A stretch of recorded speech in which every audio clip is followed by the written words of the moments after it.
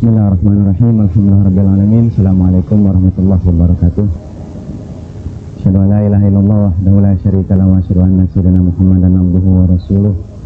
Innallaha wa malaikatahu yusholluna 'alan nabiy ya ayyuhalladzina amanu shallu 'alaihi wa sallimu taslima. Allahumma shalli 'ala Muhammad wa ali Muhammad. Allahumma shalli 'ala Muhammad wa ali Muhammad. Allahumma shalli 'ala Muhammad wa ali Muhammad. Bapak dan Ibu-ibu, terus terang sebetulnya saya tidak punya persiapan untuk menjadi moderator pada diskusi kita kali ini, karena seminggu terakhir saya lebih disibukkan untuk mempersiapkan buku yang akan didiskusikan sekarang. Sekedar pengantar pertanggungjawaban dari penerbit. Pada Kamis malam itu Ustaz Jalal masih menyempurnakan naskah. Setelah doa kumel itu beliau masih mengetik beberapa lembar terakhir. Jumatnya kita sebut sampai buku itu baru jadi dalam bentuk yang seperti sekarang ini kira-kira jam 1 tadi pagi. Kepada Pak Ustadz Alwi Syihab dan Pak Ustadz Abdul Qadir kita harus memohon maaf karena yang kami sampaikan masih naskah dalam bentuk yang belum diapa-apakan. Saya tidak akan memperpanjang waktu, saya persilahkan Ustadz Jalal untuk memberikan pertanggungjawaban berikutnya. Bismillahirrahmanirrahim. Bismillahirrahmanirrahim. La arju illa fadlah wa la akhsha illa adlah wa la atamidu illa qawlah wa la umsiku illa bihablih wa la aqtadi illa bisunnati rasulih sallallahu alaihi wa alihi. Assalamualaikum warahmatullahi wabarakatuh. Memang buku ini dibuat dalam waktu 2,5 hari. Dalam proses penulisannya harusnya 3 hari, tapi setengah hari terakhir anak-anak Mutahari menyelenggarakan seminar membedah jaringan Islam liberal, dan saya terpaksa harus hadir karena di tempat itu saya dihitung sebagai seorang muslim liberal yang katanya menjadi agen Amerika untuk menyesatkan umat Islam di Indonesia. Jadi penulisan buku ini saya tinggalkan kira setengah hari, kemudian saya selesaikan bagian-bagian terakhir masih pada malam Sabtu. Bayangkanlah bahwa setelah itu malam Jumatnya petugas percetakan melayout buku ini. Kemudian malam Sabtunya waktu saya mau berangkat ke sini, saya mau bawa buku ini untuk diserahkan kepada Ustadz. Tetapi saya hanya sempat membawa naskah yang belum di layout itu dan beberapa lembar yang sudah dicetak. Kemudian malam Sabtunya buku ini mempunyai jilid sehingga tidak terlalu telanjang, dilem, dan baru selesai pukul 1. Itu pun hanya menyelesaikan sepanjang yang diperlukan oleh para bapak dan ibu dalam pertemuan sekarang ini. Jadi kalau zaman ini ditandai dengan zaman everything instant, ada instant milk, instant coffee, instant love. Nah, kita punya instant al-Mustafa. Mungkin buku ini bisa memecahkan rekor sebagai buku yang tercepat ditulis. Saya akan mengantarkan buku ini dengan membaca kata pengantarnya yang belum ada dalam naskah yang dibagikan kepada Bapak. Di perkampungan Abu Bakar bin Iyas ada seekor anjing yang aneh. Jika anjing itu melihat para penulis hadis, ia menyerang mereka. Para ahli hadis merasa terganggu karenanya. Pada suatu hari mereka memberi makan anjing itu dengan makanan yang bercampur racun. Ketika Abu Bakar keluar rumah, ia melihat anjing itu sudah mati. Ia berkata, "Inna lillahi wa inna ilaihi raji'un." Sudah hilang petugas amar ma'ruf nahi munkar. Kata Mu'aim bin Hamad, Abu Bakar bin Iyas terkenal suka meludah pada ashabul hadis. Kisah di atas bisa kita baca pada Syiar A'lamun Nubala, ensiklopedia tokoh yang ditulis oleh Az-Zahabi pada biografi Abu Bakar bin Iyas. Di dalamnya ada sindiran yang sangat keras kepada para periwayat hadis. Mereka tidak disukai oleh para pecinta agama karena suka memperbanyak riwayat hadis tanpa sikap kritis. Akibatnya menyebarlah ratusan ribu hadis palsu atau dipalsukan. Dengan hadis-hadis itu mereka mematahkan argumentasi lawan, menghalalkan kehormatan harta dan darah kaum muslimin. Dengan hadis diangkat satu kaum dan dijatuhkan kaum yang lain. Orang-orang awam sangat patuh pada hadis karena kecintaan mereka pada Rasulullah Shallallahu Alaihi Wasallam. Mereka menduga bahwa setiap hadis pastilah berasal dari Nabi. Abu Bakar mungkin terlalu ekstrim, tapi Az-Zahabi dikenal sebagai guru dalam menyeleksi para periwayat hadis. Ia mengisahkan kepada kita tokoh Abu Bakar yang dipandangnya sangat khawatir dengan penyebaran hadis yang tak semena-mena. Az-Zahabi sendiri menjadi sasaran kecaman orang karena ketelitiannya dalam menilai riwayat hadis. Namun sampai sekarang para peneliti hadis merujuk kitabnya yang lain, Mizanul I'tidal, dalam meluruskan hadis. Jika para ahli hadis begitu teliti dan begitu keras dalam menetapkan kriteria penetapan hadis, mengapa kita tidak kritis kepada riwayat-riwayat tentang Nabi yang sampai kepada kita, terutama dalam kitab-kitab tarikh? Tidak jarang kita menemukan para mubalik mengutip sebuah anekdot dari tarikh Nabi Sallallahu Alaihi Wasallam dalam ceramahnya. Anekdot itu sama sekali tidak ditemukan dalam kitab tarikh manapun, apalagi dalam kitab hadis. Tapi anekdot itu menyebar di kalangan awam dan dijadikan sumber nilai dalam kehidupan mereka. Izinkanlah saya menyelangi sebentar dengan sebuah contoh anekdot yang sangat populer dibacakan oleh para mubalik di Indonesia, dinisbahkan kepada Rasulullah Sallallahu Alaihi Wasallam. Tapi jelek-jelek saya ini peneliti hadis. Buku ini adalah buktinya. Betapapun kecilnya buku ini, tapi inilah buku yang menurut saya paling berbobot yang pernah saya tulis dari segi penelitian ilmiahnya.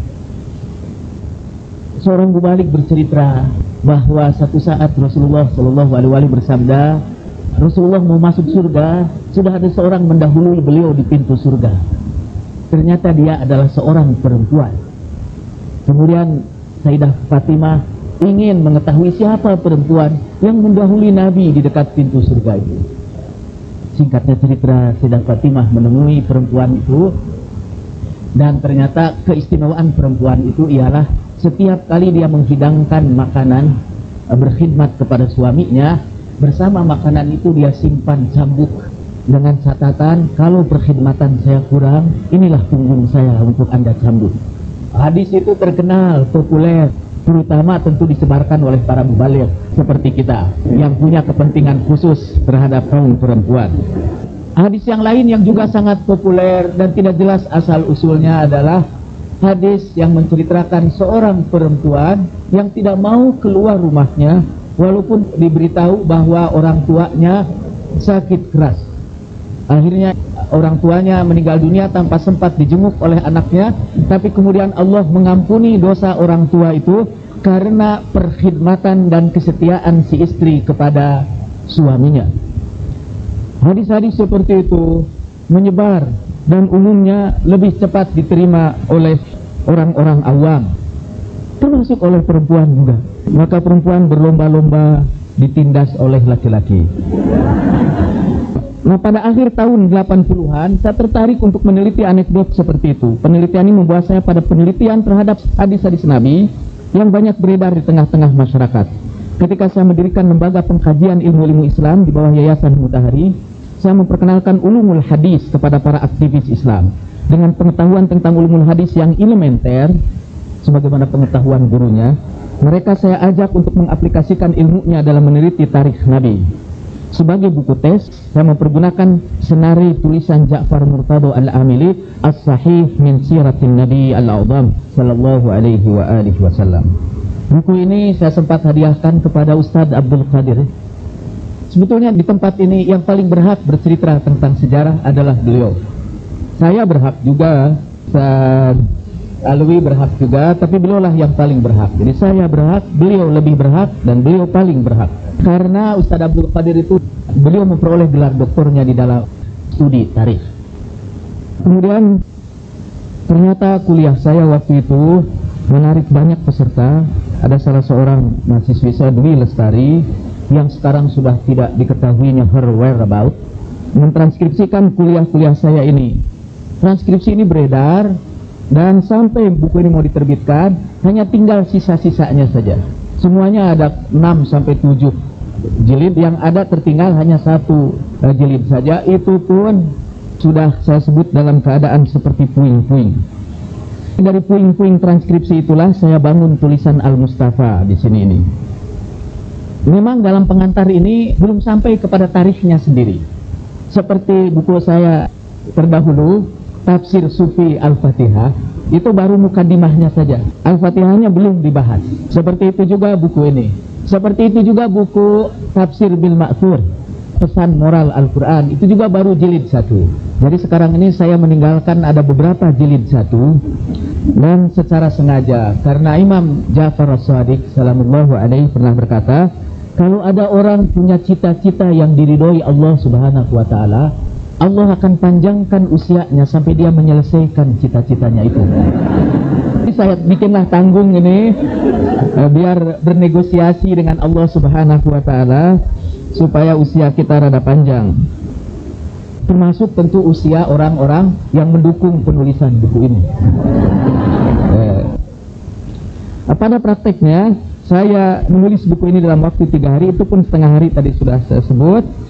Dalam waktu yang sempit ini saya banyak dibantu oleh anak-anak saya. Kita membantu mencarikan sumber-sumber rujukan.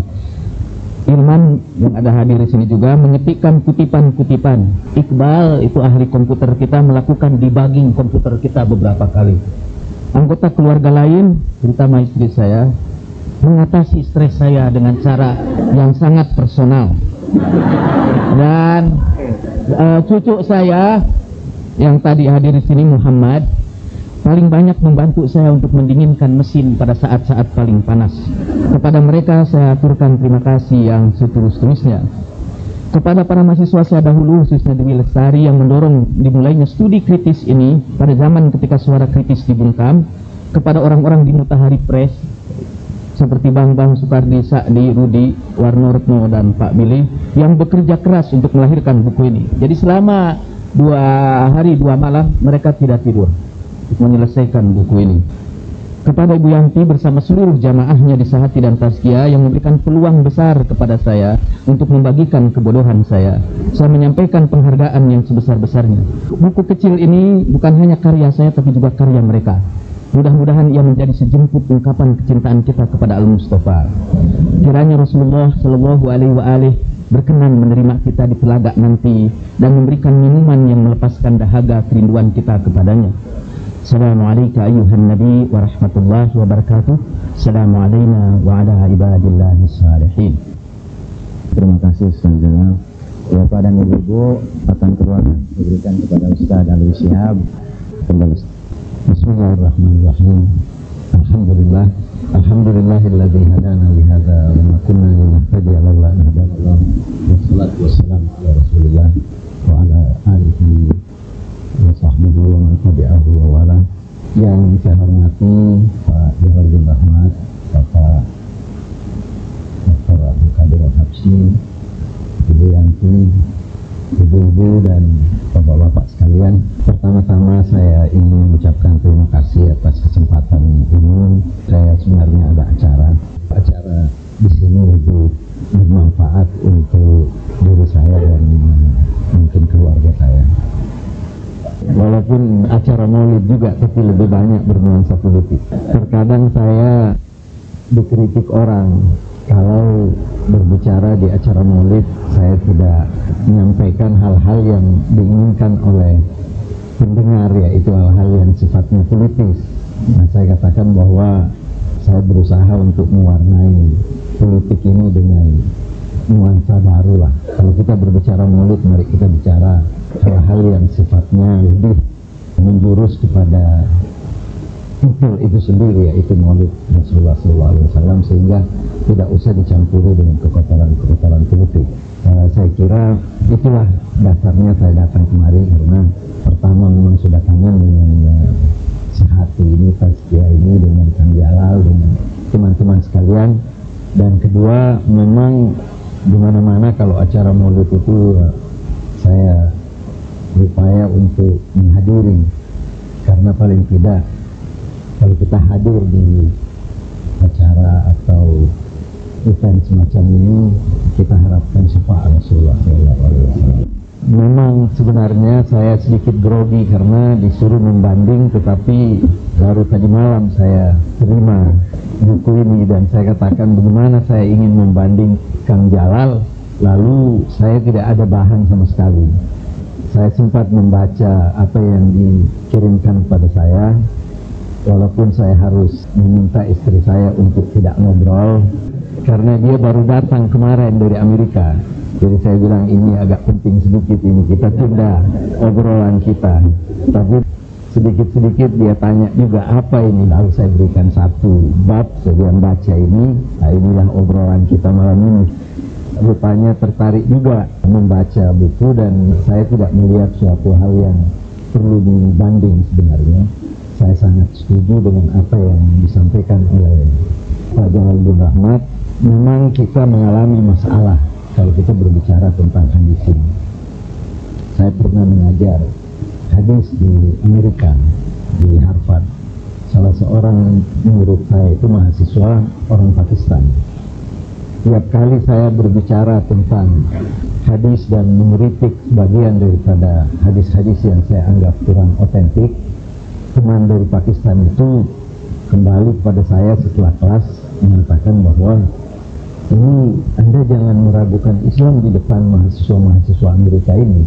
Nanti orang akan anggap bahwa sumber hukum Islam ini, salah satunya hadis, ini sudah kontroversial, sehingga tidak patut Anda mengatakan demikian. Saya katakan ya, justru kita harus jelaskan kepada mereka bahwa ada hadis-hadis yang sama sekali sulit untuk dicerna. Ini disebabkan karena nuansa politis dan hal-hal yang tidak dapat kita pertanggungjawabkan di masa kini, baik dari mereka yang fanatik terhadap hadis seperti Anda, saya katakan pada mahasiswa itu, maupun ahli-ahli fikih yang tidak cermat mengambil kesimpulan dari hadis.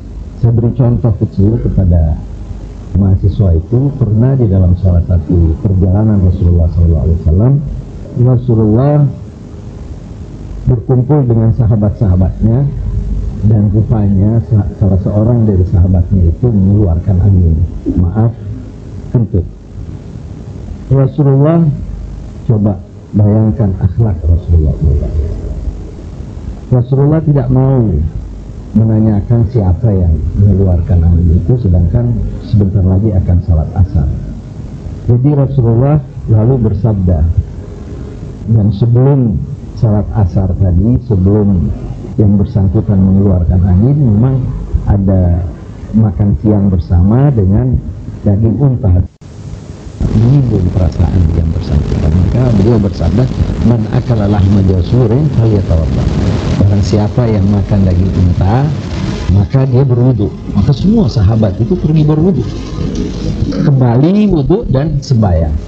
Di sini saya ingin menggarisbawahi akhlak Rasulullah SAW, di mana salah satu konsideran dari Kang Jalal untuk mengkritik beberapa riwayat hadis yang tidak dapat dipertanggungjawabkan adalah ada hal-hal yang tidak sesuai dengan akhlak Rasulullah dan tidak sesuai dengan jaminan Tuhan terhadap akhlak Rasulullah. Innaka la'ala khuluqin. Sesungguhnya engkau sangat mulia akhlakmu, dari itu engkau, firman Allah, dimuliakan dari segenap nabi-nabi semua karena akhlak. Nah, ini contoh akhlak Rasulullah.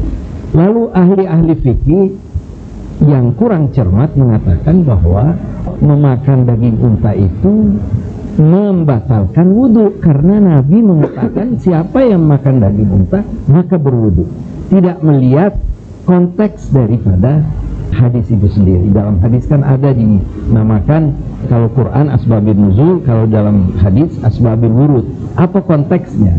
Kenapa sampai Rasulullah mengucapkan hal itu?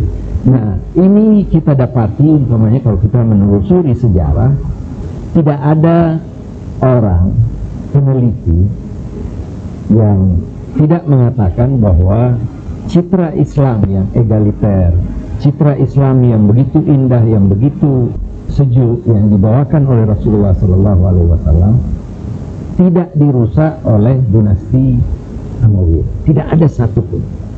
Apakah itu dari golongan Islam, non-Islam yang mempelajari sejarah, bahwa Muawiyah lah yang merusak citra Islam dan membawa kembali Arabisme, kearaban, atau chauvinisme pride atau etnik kearaban. Bukan dia menitik beratkan Islamnya, tetapi menitik beratkan Arabnya atau kejahiliaan. Itu semua penulis, apakah itu dari golongan Islam atau non-Muslim. Nah, pada masa 80 tahun itu Bani Umayyah, dalam 80 tahun inilah banyak keluar hadis-hadis yang sulit untuk dipertanggungjawabkan. Dan ini saya kira suatu sumbangan yang sangat berharga bagi kita sekalian di Indonesia ini. Dengan rintisan Kang Jalal ini berikan semacam pencerahan kepada kita. Bahwa jangan semua hadis itu diterima. Hadis itu harus kita lihat. Dari itu sebenarnya rijalul hadis itu, ahli-ahli hadis, sangat kritis terhadap hadis-hadis, sampai-sampai ada yang mengatakan bahwa satu-satunya hadis yang dapat kita terima itu innamal a'malu binniyat. Sebenarnya itu satu-satunya hadis, karena sudah frustrasi melihat banyaknya hadis-hadis yang palsu ini, sehingga dia katakan sudahlah, kalau itu pasti tidak salah, bahwa segala perbuatan itu bagaimana niatnya. Itu ada yang sampai ekstrim melakukan hal ini. Nah, jadi apa yang saya baca dari buku Kang Jalal ini memang sangat bermanfaat. Saya ada coret-coret sedikit apa yang saya ingin sampaikan di sini, bahwa upaya untuk melakukan kritik terhadap teks ini memang salah satu mata kuliah yang menjadi mata kuliah wajib di Department of Religion di mana saja. Textual criticism. Jadi mengkritik teks. Karena teks-teks itu dianggap bahwa banyak sekali ditentukan oleh yang menuturkannya. Kan bagi ahli-ahli sejarah dikatakan bahwa history is the story of the victorious. Jadi sejarah itu adalah tuturan cerita orang-orang yang menang. Orang kalah pasti tidak bisa menuturkan ceritanya.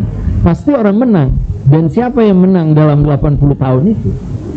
Itu yang sampai-sampai Imam Ali pernah mengatakan, lastu aqalla daha'an min Muawiyah illa anni akhafallah. Kenapa Sayyidina Ali kok kelihatan kalah di dalam pertempuran atau di dalam debat ini? Dia bilang bedanya, saya sebenarnya tidak kalah licik dari Muawiyah, tapi masalahnya perbedaan saya dengan dia, saya takut sama Tuhan, dia tidak takut sama Tuhan. Di situ masalahnya. Dan orang yang tidak takut sama Tuhan kan illam tastahi fasna masyita. Kalau kamu sudah tidak takut, tidak punya malu, kamu lakukan apa yang kau ingin lakukan. Tapi orang yang punya malu, orang takut kepada Tuhan, selalu ada hal-hal yang membentengi dirinya.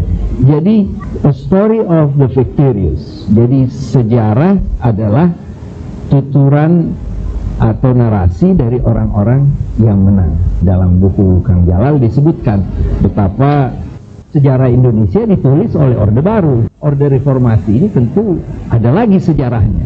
Nah, kebetulan 80 tahun ini diisi oleh sejarah pemenang, sehingga kalau kita mau menelusuri kitab-kitab hadis, sangat jarang kita lihat hadis yang diriwayatkan oleh Imam Ali.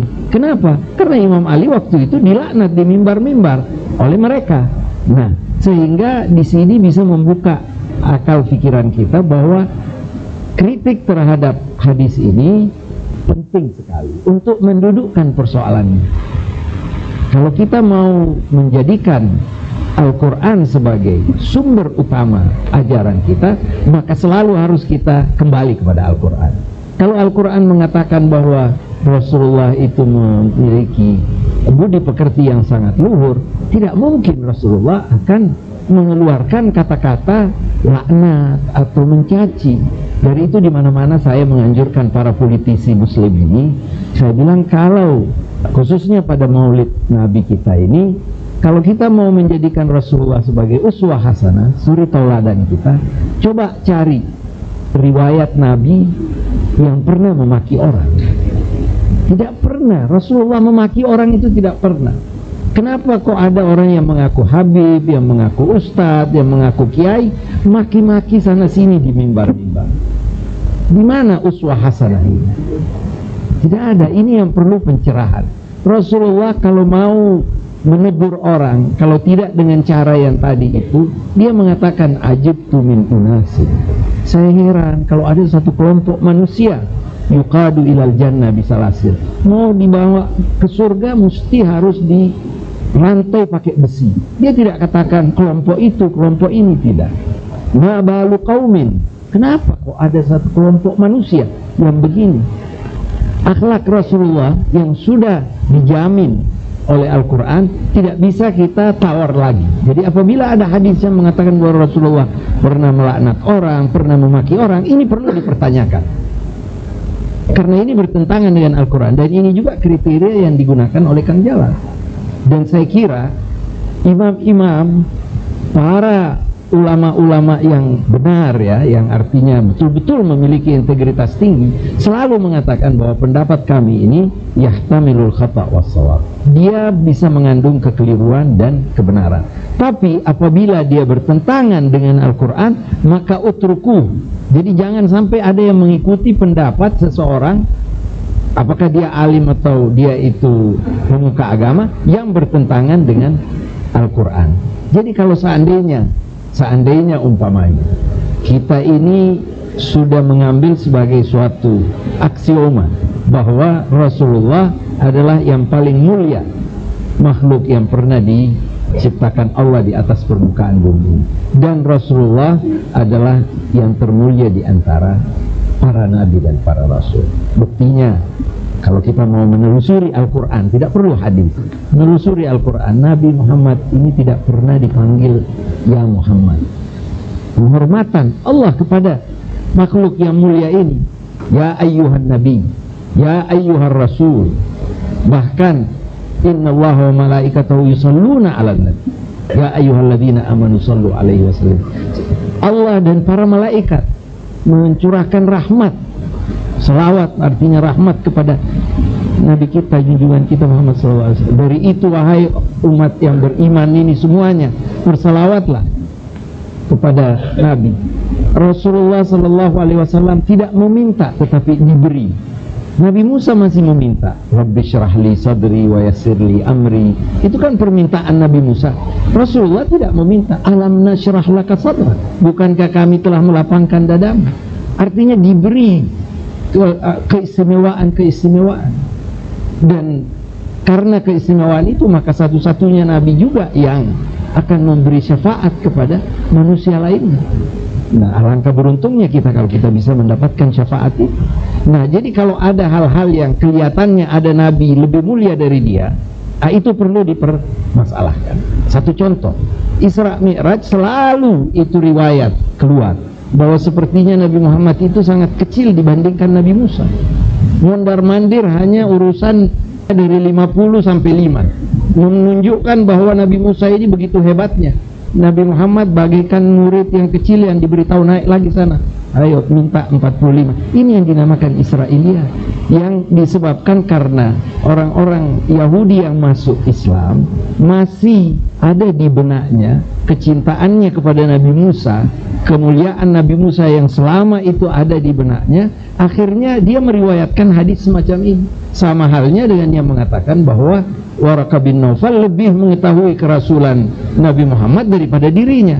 Itu adalah sisa-sisa kecintaan orang kepada, mungkin kepada Nabi Isa, ya, dan itu kita tidak bisa salahkan. Kita kan karena sudah terbiasa dengan sesuatu, kita menganggap kebiasaan itu yang terbaik dibandingkan yang lain. Kalau ada orang pulang dari Amerika makan kentang, karena kentang itu lebih sehat dari nasi, orang bilang, wah ini sudah, orang Indonesia kok mau makannya makan kentang. Padahal sebenarnya kentang itu lebih sehat daripada nasi. Tapi karena kita sudah terbiasa dengan nasi, sehingga kita anggap bahwa makanan, ada orang tidak menganggap dirinya makan kalau tidak makan nasi. Kalau sudah dikasih roti, sudah ini, dia bilang saya belum sarapan, karena belum ada nasi gorengnya. Nah, jadi ya masalah yang seperti ini yang perlu kita secara kritis untuk memberikan pencerahan kepada sesama kita. Dan juga ini ya, kerancuan. Saya terkadang orang itu tidak membedakan antara syariah dengan pendapat ulama, tidak membedakan antara kandungan Al-Quran dengan penafsiran terhadap kandungan Al-Quran. Kalau masih penafsiran, masih pendapat ulama, masih hadis, itu kita bisa tolak kalau itu bertentangan dengan kandungan Al-Quran. Karena hadis itu pada dasarnya menjelaskan Al-Quran, bukan mengkontradik Al-Quran. Kalau ada hadis yang kelihatannya secara akal sehat itu bertentangan dengan Al-Quran, harus dibuang. Nah, tapi banyak orang sekarang menganggap pendapat ulama itu Islam.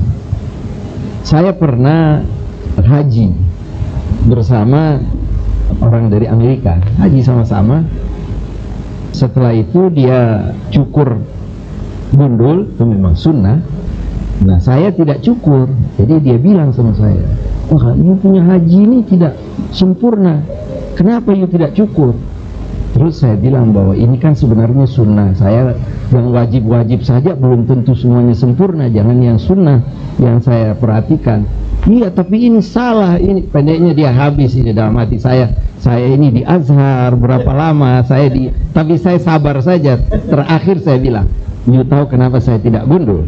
Ya, apa sebabnya? Soalnya kalau saya gundul saya kelihatan jelek, jadi saya tidak mau kelihatan jelek. Baru dia ketawa dan kita selesaikan perbincangan kita dengan ini. Jadi ada lagi yang mengatakan bahwa waktu saya di Amerika banyak cerita-cerita yang semacam ini. Jadi ada yang mengatakan bahwa bagaimana ini Ustadz, kita ini kalau dijilat anjing, wah ini kita harus cari 7 kali dan dengan tanah ini.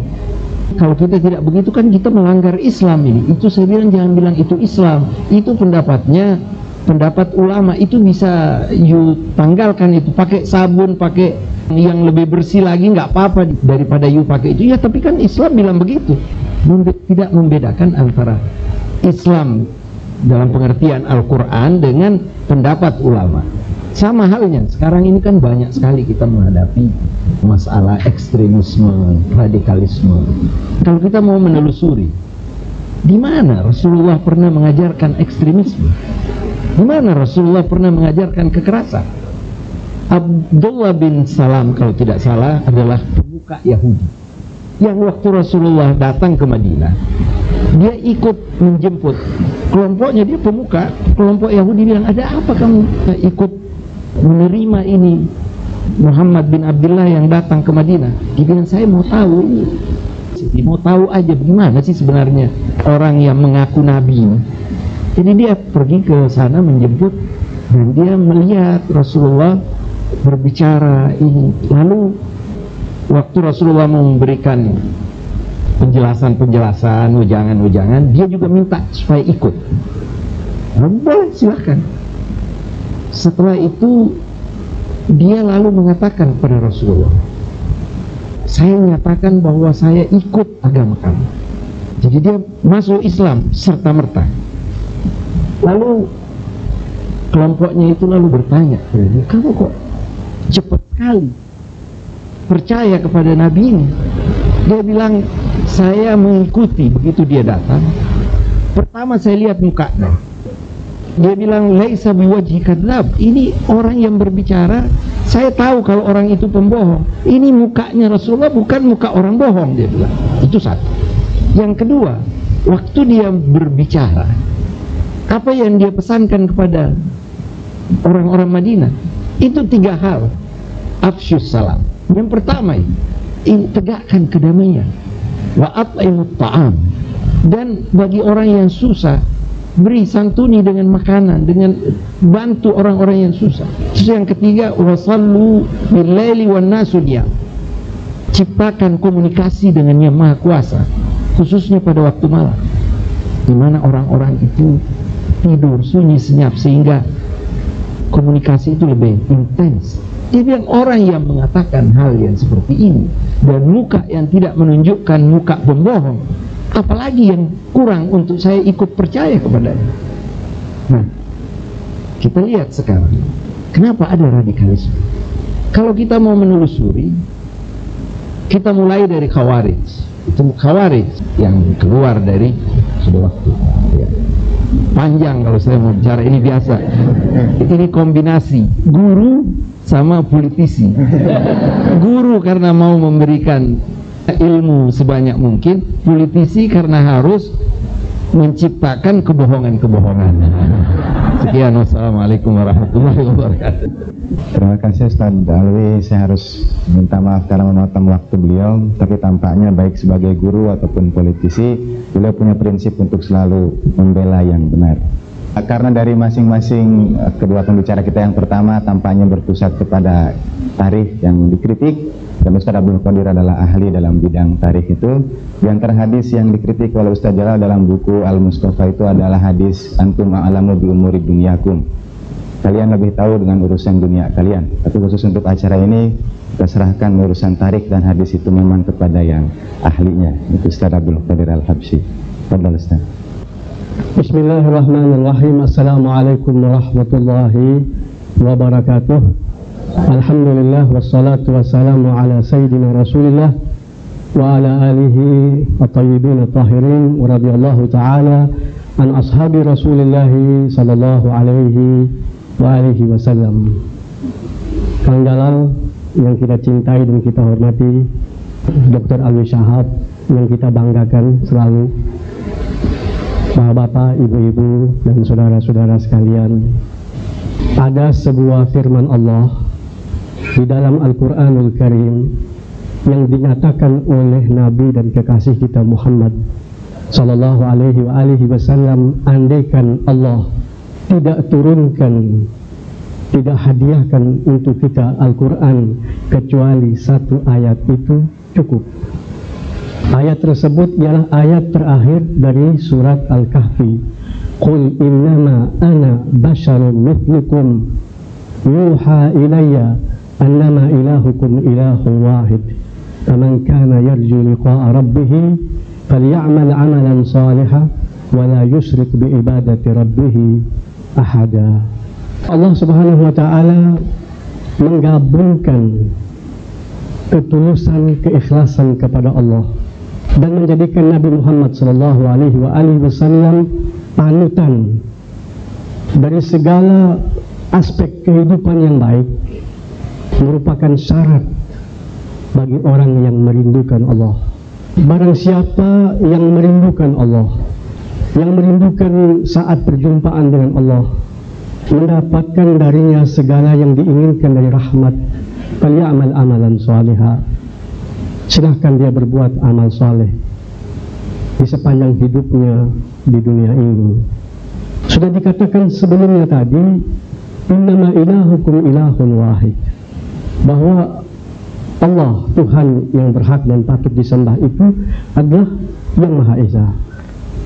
Kemudian dikatakan faman kana yarju liqa'a rabbih falyamal amalan shalihan wa la yusyrik bi ibadati rabbih ahada. Janganlah ia sekali-kali mensekutukan Allah. Jadi persekutuan yang kedua ini berbeda dengan persekutuan yang pertama. Yang pertama untuk tingkatan orang awam, kita tidak ada yang mensekutukan Allah. Tapi yang kedua ialah betul-betul segala tujuan hidupnya, keinginannya, kegembiraannya, keprihatinannya, semuanya hanyalah ditujukan untuk meraih ridho Allah Subhanahu wa ta'ala. Dan itu tidak bisa kita capai tanpa kita menjadikan Nabi sallallahu alaihi wasallam sebagai panutan.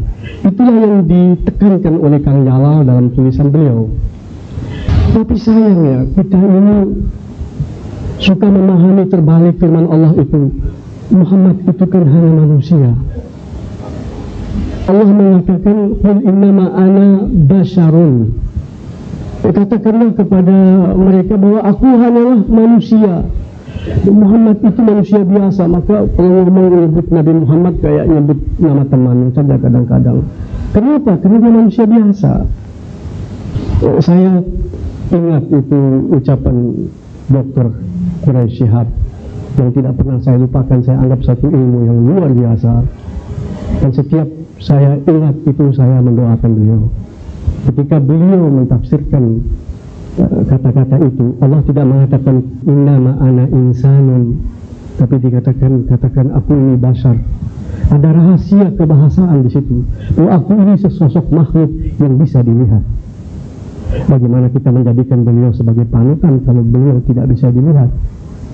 Segi kemanusiaannya, insaniyahnya berbeda. Yang dimahkotakan oleh Allah dengan innama yuha ilayya. Jadi sekarang kita kalau melihat sosok Nabi Muhammad itu, basariyahnya sama yuha ilayya, kira-kira kita itu tertarik kemana? Itu ada tarik menarik antara basariyah, manusia biasa semacam kita, mempunyai hidung satu, mata dua, Walaupun beliau itu bisa melihat dari belakang macam-macam. Kita kalau tidur memejamkan mata dan beliau juga memejamkan mata, tapi beliau mengatakan namat aini walam yanam qalbi. Itu bedanya. Jadi insanianya berbeda. Dari segi kemanusiaannya saja itu berbeda sebetulnya. Tapi kita ini suka tertarik kepada basariat Rasulullah SAW secara berlebihan, sehingga kita tidak berbeda dengan orang-orang non-Muslim. Para orientalis itu di antara mereka ilmunya jauh lebih luas daripada kita ini, termasuk dokter-dokter lulusan IAIN ataupun Al-Azhar sekalipun. Dari segi ilmu ya, tapi mereka tetap melihat Nabi dari segi basariah semata, tidak melihat Nabi dari segi wahyu yang diwahyukan kepadanya. Dan Allah mengatakan syarat untuk bagi mereka yang sangat merindukan Allah, semacam sufi-sufi atau ingin jadi sufi-sufi, harus menjadikan Nabi SAW itu sebagai panutan mutlak. Kemudian di dalam tulisan Al-Mustafa dan tulisan-tulisan yang lain menunjukkan beliau ini adalah orang yang fanatik sekali kepada Rasulullah SAW. Fanatik dalam artiannya yang positif. Itu Syekh Muhammad Al-Ghazali ketika menulis Fiqh Sirah mengatakan, aku menulis sebagai seorang Muslim, keimanan itu diletakkan di depan bahwa Muhammad adalah manusia yang sangat kusucikan. Dan Syekh Muhammad Al-Ghazali pernah mengatakan bahwa ulama-ulama hadis itu seperti diumpamakan para dokter, tetapi al-fuqaha di sini adalah para pemikir dan orang yang menjalani hidup dengan penuh iktibar.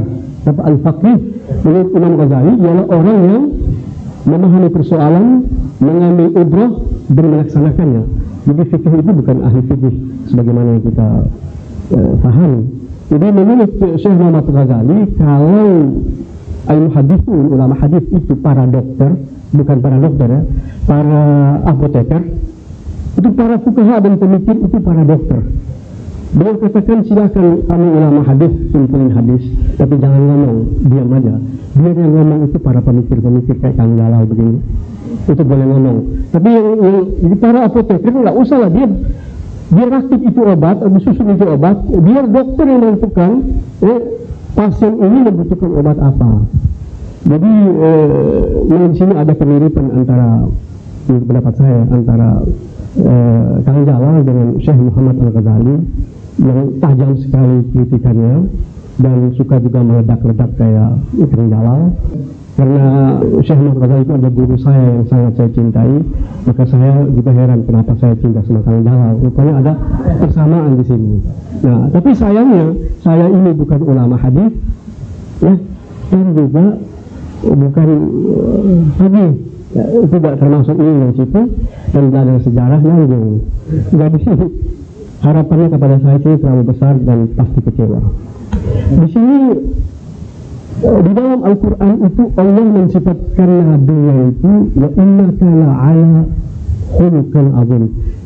Ini sudah berbentuk sumpah, sebab takidatnya itu dua sudah, wa innaka la'ala khuluqin azim. Sungguh engkau wahai Rasul bersinggah-sana di atas akhlak yang mulia. Saya menerjemahkan itu bersinggah-sana. Kenapa?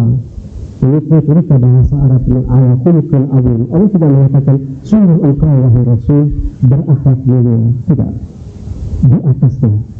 Jadi kalau akhlak yang mulia itu sesuatu yang tinggi dan agung, kita umat manusia menuju ke sana, berusaha, dan kita tidak akan pernah sampai kepadanya dalam artian yang sesungguhnya. Tapi Rasul bukan saja sampai, di atasnya. Saya kutip dengan tafsir beliau mengatakan apa? Riwayat tentang kemuliaan Rasul, akhlak-akhlaknya begitu banyak, tapi semuanya tidak ada artinya sama sekali di samping firman Allah tersebut. Jadi Rasulullah itu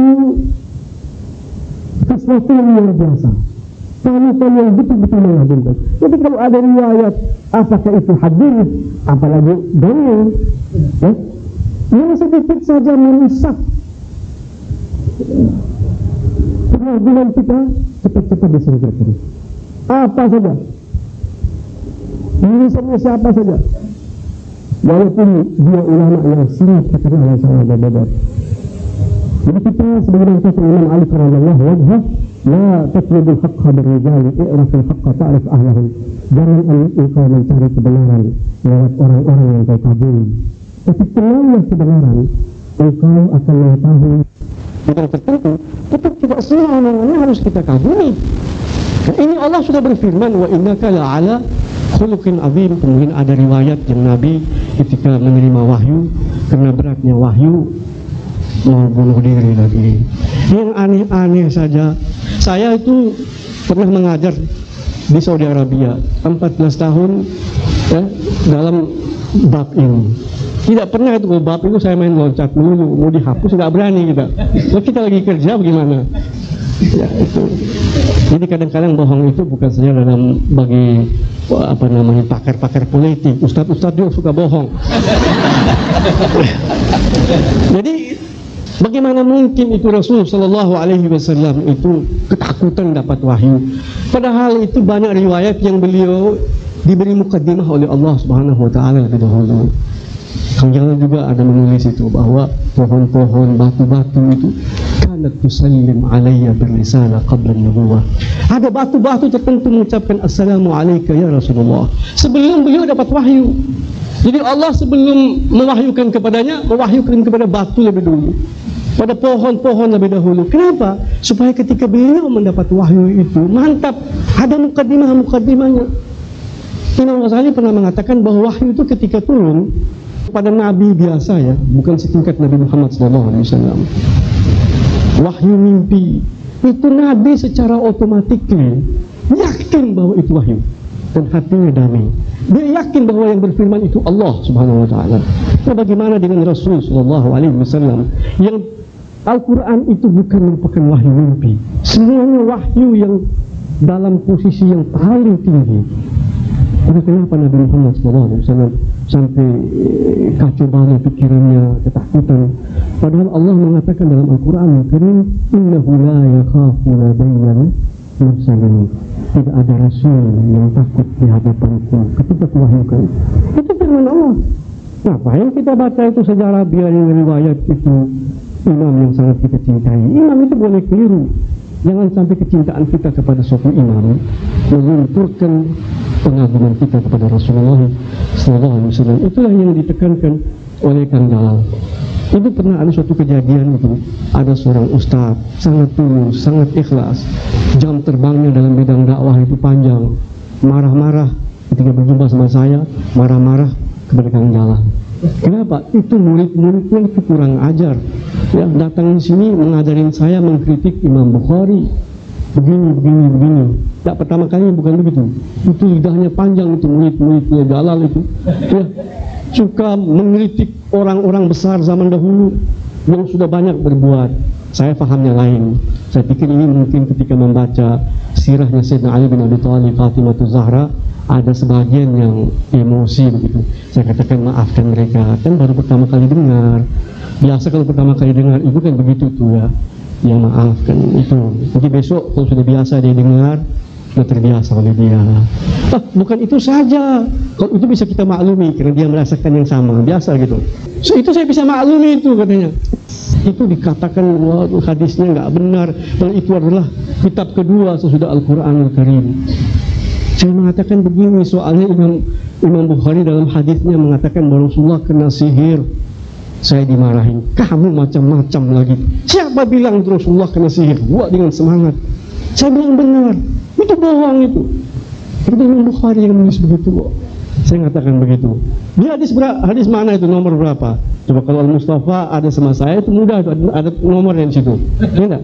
Saya mengatakan saya ketika buka, saya baca-baca, saya cari judul lain, baca bahwa Rasulullah pernah kena sihir 1 bulan namanya tidak tahu.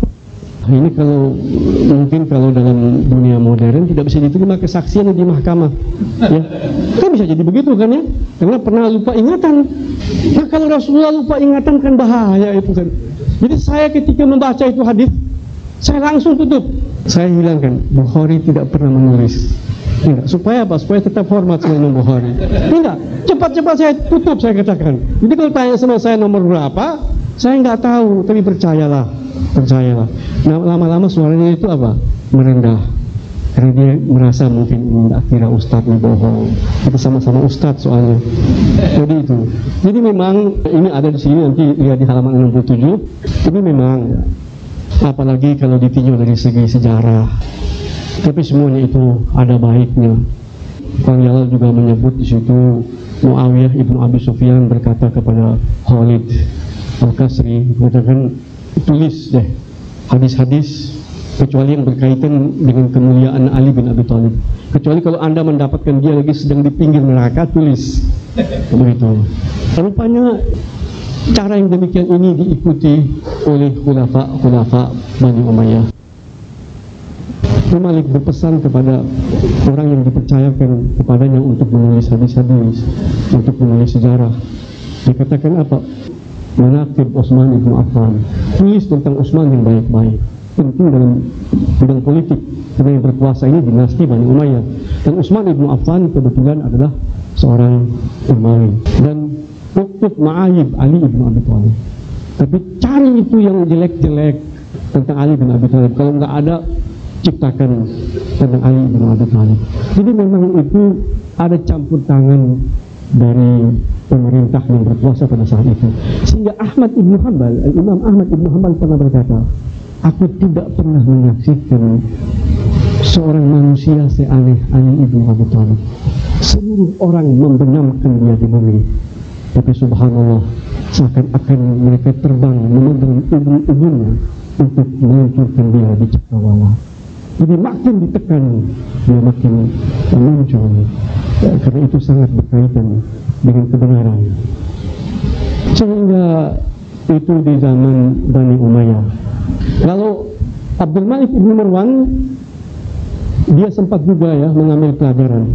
Dia berkata kepada Hajjaj ini gubernur yang paling kejam, paling menakutkan, sehingga Umar bin Abdul Aziz pernah berkata, andai kata setiap dinasti di hari kemudian datang dengan membanggakan taghyahnya, al-bujunya yang paling jahat, dan setiap zaman membawa al-bujunya, entah kita zaman ini membawa al-bujunya siapa ya, umpamanya setiap zaman membawa al-bujunya, kita Bani Umayyah membawa Hajjaj, laghalabnahum jami'an, kita akan hebat, paling hebat, jadi dinasti yang paling jahat. Ini menurut Umar bin Abdul Aziz. Itu Abdul Malik bin Marwan berkata kepada Hajjaj, kamu boleh bunuh siapa saja, tapi jangan membunuh Alawi, jangan membunuh Ahlul Bait. Kenapa? Karena aku melihat kerajaan Abi Sufyan runtuh karena terbunuhnya Al-Husaini. Maka biarlah kerajaan kita ini berjalan.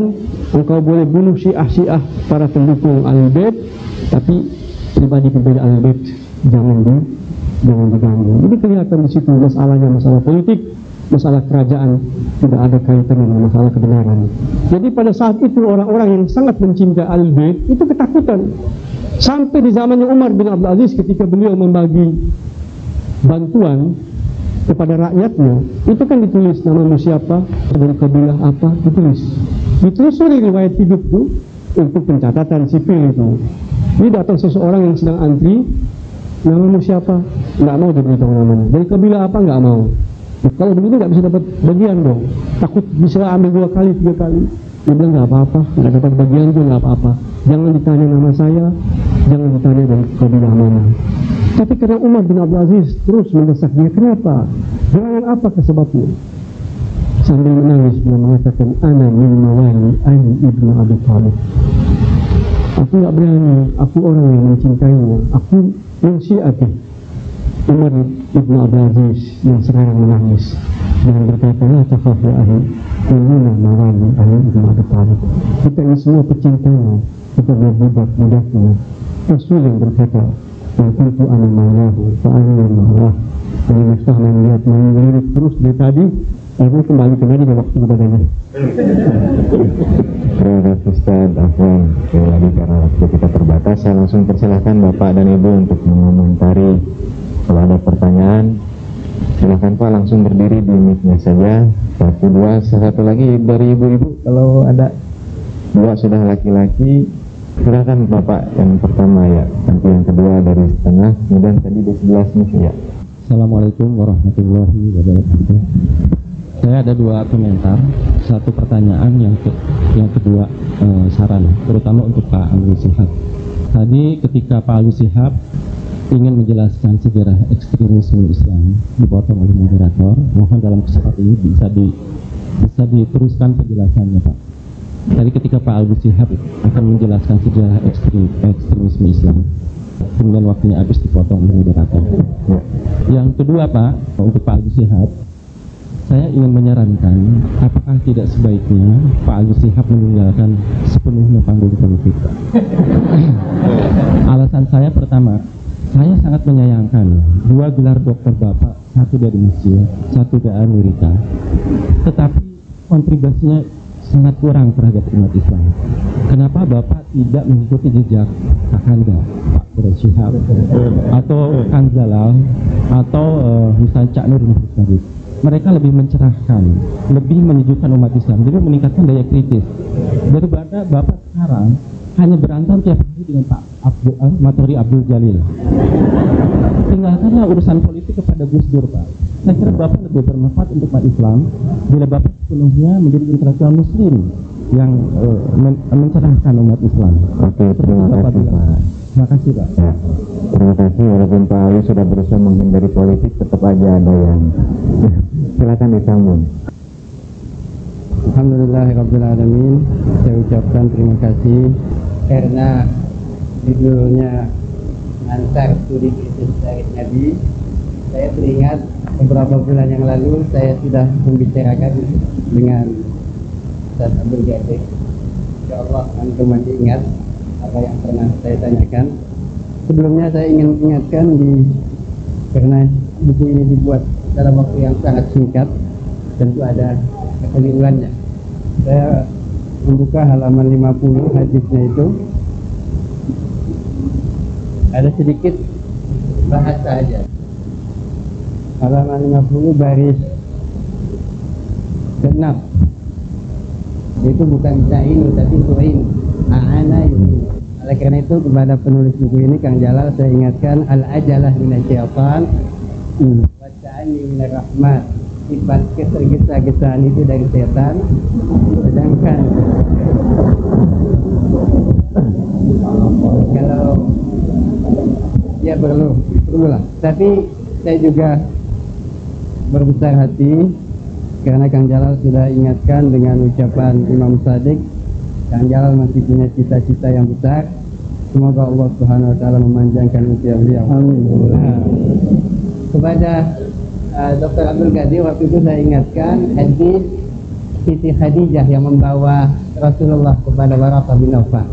Waktu itu Dr. Ustaz Abdul Ghadir ingatkan, ya akhi, Rasulullah tidak ingin mengecewakan. Nah ini karena ini pembahasan studi kritis, Ustaz Abdul Ghadir bisa lihat. Insya Allah Kang Jalal barangkali ada pertimbangan atau ingin dikelirkan jawabannya itu. Salah satu kritis hadisnya itu ada 5 alasan yang ditulis sama Kang Jalal. Pertama dari segi sanad Ustaz Abdul Ghadir. Di sana ada Az-Zuhri, Urwah bin Zubair dan Aisyah. Az-Zuhri adalah ulama penguasa yang berkhidmah pada Hisham bin Abdul Malik. Halaman 54. Ia mengajar anak-anak Hisham, ia terkenal sangat membenci Amirul Mukminin Ali bin Abi Thalib. Jadi juga Ustaz Abdul Ghadir sudah ingatkan, siapapun kalau itu bertentangan dengan kitabullah atau standar keilmuan kita tolak. Namun juga sedikit ada bertentangan terakhir dari omongan antum yang Rasulullah tadi seperti kehilangan akalnya, kita berhusnuzan kepada Bukhari. Nah karena ini studi kritis hadis, bagaimana Dr. Abdul Ghadir menyikapi hal itu? Yang kedua juga ada riwayat di situ Siti Aisyah pada saat itu belum menjadi istri Nabi. Nah itu dalam ilmu hadis boleh saja dikatakan Rasulullah menceritakan kepada Aisyah. Tapi dibantah sama Kang Jalal di sini seharusnya saya mendengar. Itulah barangkali salah satu. Dan kepada Kang Jalal juga saya belum dapatkan ulama Indonesia yang belajar dari Azhar atau di tempat lain sampai gelar doktor itu dalam bidang ilmu hadis. Saya punya teman Kang Jalal Hasan Jadid As-Segaf itu, dia ngambil S2 di Mesir bidang hadis. Namun sayang 3 kali ujian gagal dalam tahrij fi ulumul hadis. Jadi 4 mata kuliah selesai, lulus, tahrij lagi sampai 3 kali. Dan kepada Kang Jalal, maksud saya ingin katakan nanti suatu saat pasti ada yang menjawab buku ini. Oleh karena itu perlu dipersiapkan. Sekian, Assalamualaikum warahmatullahi wabarakatuh. Silahkan Pak. Bismillahirrahmanirrahim. Pertama, saya sampaikan salam tahiyat kepada Kang Jalal. Saya merasa bangga menjadi seorang anak dari seorang ayah yang juga pernah membela pada saat tahun 85-an, di mana Kang Jalal waktu itu betul-betul dikritisi dan diadili. Yang kedua, saya menyambut peluncuran buku ini. Namun bagi saya seorang awam akan ada lebih baik bila di akhir-akhir uraian tentang hadis Kang Jalal menyampaikan satu pendapat, lepas daripada pendapat itu nanti dikritisi ataupun tidak. Mungkin bagi para ahli hadis itu akan bisa menambah khazanahnya, tetapi kami bagikan yang awam itu juga tetap memerlukan satu pegangan sehingga itu menjadi hal yang bisa diamalkan. Seperti dalam kasus kajian Kang Jalal tentang hadis yang riwayat Azhar itu banyak sekali sampai 10 kritik Kang Jalal dalam hadis itu, tetapi ada baiknya satu penggal kalimat untuk menyarankan apa yang harusnya dilakukan oleh kami misalnya seperti itu, dan banyak juga kritik-kritik yang lain yang dilakukan oleh Kang Jalal dalam buku ini. Yang kedua, saya juga tidak tahu apakah ini memang benar hadis atau bukan, tapi saya pernah menemukan satu keterangan bahwa kalau Rasulullah melihat satu tangga yang berbentuk salib itu biasanya di robot atau biasa gitu. Saya kenapa apakahnya betul? Dan saya biasanya juga cukup kritis terhadap hal-hal yang sifatnya gratis, termasuk juga pengalaman gratis. Dan ini dilihat daripada konteks itu ini, tapi kalau hadis itu betul, mudah-mudahan ini bukan dari penyelenggara. Tulisan-tulisan yang ada di belakang soal penjara itu kayaknya itu sangat tidak berkenan dengan hati saya. Dan hal-hal seperti ini mudah-mudahan menjadi kecermatan kita bersama. Mudah-mudahan ini bukan dari hati atau bukan dari peristiwa sejati. Terima kasih. Waalaikumsalam warahmatullahi wabarakatuh. Dengan cepat saya ingin menanggapi pertama berkenaan dengan al-ajalatu minas syaitan. Itu di dalam hadis disebutkan tidak semua ketergesa-gesaan itu dari setan. Malah Rasulullah bersabda ada beberapa ketergesa-gesaan yang harus dilakukan. Kalau sholat sudah masuk waktunya, maka kita harus tergesa-gesa. Dan itu bukan dari setan. Kedua, kalau jenazah sudah bergugur, kita harus segera menguburkannya. Dan ketergesa-gesaan mengurus jenazah itu tidak dari setan. Yang ketiga, kalau seorang gadis sudah menemukan jodohnya, cepat-cepat sajalah dikawinkan. Ketergesaan-gesaan itu bukan juga dari setan. Termasuk ketergesa-gesaan untuk menghasilkan kado buat Kanjeng Nabi Sallallahu Alaihi Wasallam. Bahkan ketergesaan seperti itu ditegaskan di dalam Al-Quran. Jadi al-ajalatu minas syaitan kayaknya harus kita kritisi ya. Karena itu bertentangan dengan Al-Quran. Al-Quran menyuruh untuk kebaikan kita harus tergesa-gesa. Fastabiqul khairat. Kalau saya terjemahkan sekarang, tergesa-gesalah kamu dalam berbuat kebaikan. Wasari'u ila maghfiratin min rabbikum. Bersegeralah kamu untuk memperoleh ampunan Tuhanmu. Salah satu syarat untuk memperoleh ampunan Allah Subhanahu wa taala ialah syafaat Rasulullah sallallahu alaihi wasallam. Dan saya memang mempersembahkan buku ini karena keinginan saya untuk memperoleh syafaat Rasulullah sallallahu alaihi wasallam. Dan untuk itu saya lebih mengikuti Al-Qur'an wasari'u ila maghfiratin min rabbikum ketimbang hadis yang tidak jelas asal usulnya yang berbunyi al-ajalatu minas syaitan. Kemudian saya kira Pak, terima kasih. Kalau ada bapak-bapak yang mendapat kritikan saya agak tajam, itu sebetulnya sama sekali bukan karena saya bermaksud untuk menjatuhkan kehormatan bapak. Saya mohon maaf Ustaz Fardi. Dan mungkin itu kesalahan saya yang patut dikritik sangat besar, yaitu kalau menyerang pendapat orang habis-habisan itu sampai babak belur. Sesuatu yang dilakukan pada tulisan ini, tapi itu sebetulnya hanya sebuah shock therapy dan sekaligus sebagai contoh bagaimana kita harus berhati-hati dalam mempergunakan hadis untuk menilai orang lain, apakah dia termasuk orang kafir atau orang mukmin. Dan saya kira terima kasih atas ini Pak, perbaikan Bapak untuk itu. Tapi untuk Bapak ketahui, di sini ini khusus untuk terjemah hadis Pak, dan termasuk nomor-nomor hadis Bukhari, saya ngambil dari tarjamah hadis Bukhari dalam bahasa Indonesia. Juga tulisannya langsung diambil dari Sahih Bukhari dalam tarjamah Sahih Bukhari Indonesia itu. Waktu itu memang Pak, baik di dalam tulisan Arabnya maupun dalam tulisan Indonesianya, banyak yang menurut kita harus kita edit untuk. Dan kita tanya, Pak ini gimana ini, harus kita edit ini, tidak bisa dipahami. Saya bilang kita harus memelihara amanatun naql, ketelitian dalam mengutip. Jadi karena ini kutipan, saya tidak mau memperbaiki. Kalau udah kutipannya salah, udah salahnya juga dipertahankan. Gitu. Dan jadi sama sekali tidak bermaksud, tapi kita ucapkan terima kasih. Dan mungkin kita cek ini dengan sumbernya. Saya ambil ini dari terjemah Sahih Bukhari yang sudah terbitkan oleh penerbit Putra Semarang. Juga untuk terjemah Sahih Muslim saya ambil di situ. Mengapa saya ambil, tidak saya terjemahkan sendiri?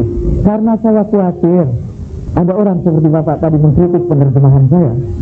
Bapak keliru ini. Lalu saya akan, kalau itu terjemahan orang lain, bisa melemparkan dosa itu kepada yang bersangkutan. Kemudian Bapak dan Ibu sambil mengomentari sedikit isi buku ini, saya memang menggunakan 3 kriteria untuk menguji hadis itu, dan sudah dijelaskan oleh Ustazina Syadali Shihab dan Ustaz Abdul Qadir, yaitu ukuran pertama Al-Quran. Saya ingin mengukur kesahihan hadis itu dengan ukuran Al-Quran, dan Ustaz Ali sudah menjelaskan itu. Yang kedua, kita ingin melihat Rasulullah itu sebagai uswatun hasanah, sebagai contoh yang paling agung. Karena itu seperti kata Ustaz Abdul Qadir, kita akan menolak semua riwayat walaupun dinyatakan sahih, tetapi riwayat itu menggambarkan Nabi tidak sebagai uswatun hasanah. Salah satu di antaranya ialah riwayat dikenai sihirnya Rasulullah Shallallahu Alaihi Wasallam. Sebetulnya ini sebuah seri tadi, dan ada banyak, dan kita baru sampai kepada masyarakat jahiliyah sebelum Rasulullah Shallallahu Alaihi Wasallam dilahirkan. Dan saya mengkritik juga riwayat-riwayat yang mengatakan bahwa masyarakat jahiliyah itu adalah masyarakat yang sebetulnya ilmunya udah tinggi, bahwa mereka itu hanya disebut jahiliyah karena akidahnya saja. Saya juga mengkritik pendapat sebagian orang ahli sejarah yang mengatakan bahwa masyarakat jahiliyah itu memiliki akhlak-akhlak yang mulia. Itu saya kritik. Dan di sini ada beberapa kesalahan kotak juga memang. Dan dalam hal itu mungkin saya setuju dengan Bapak tadi bahwa al-ajalatu minas syaitan. Memang ketergesa-gesaan itu umumnya dari setan, terutama kalau ketergesa-gesaan mencetak, ketergesa-gesaan menulis, ini juga itu udah jelas Pak dari setan. Tapi kalau saya tergesa-gesa untuk menyelenggarakan acara ini, itu jelas bukan dari setan. Tapi Bapak betul bahwa ini tergesa-gesa karena dimaksudkan untuk dalam waktu yang secepat mungkin. Di sini ada banyak kesalahan-kesalahan, mungkin ada rujukan yang kurang tepat. Insyaallah akan diperbaiki pada waktu yang akan datang. Kemudian mengenai para ahli hadis, saya sebetulnya sudah memasuki bidang yang bukan bidang saya. Saya tidak memperoleh gelar doktor di dalam ilmu hadis. Jadi sebetulnya secara akademis buku ini sepatutnya dilemparkan saja karena tidak punya nilai ilmiah. Lagi pula untuk memperoleh kualifikasi sebagai ahli hadis, kita harus mengikuti paling tidak gagal beberapa kali di Al-Azhar. Tapi anggap sajalah ini ocehan seorang awam, dan karena itu kalau ditanggapi oleh seorang akademisi, ini buku ini harus dibabat habis-habisan. Tapi masalahnya kalau buku ini dibakat habis-habisan, Rasulullah jadi muncul bukan lagi uswatun hasanah.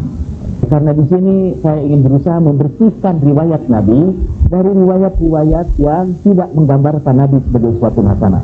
Kalau kritikan saya ini ditolak habis-habisan, kita harus terima bahwa ternyata Rasulullah itu yatasarrafu sahiho wa yatakallam sajahil.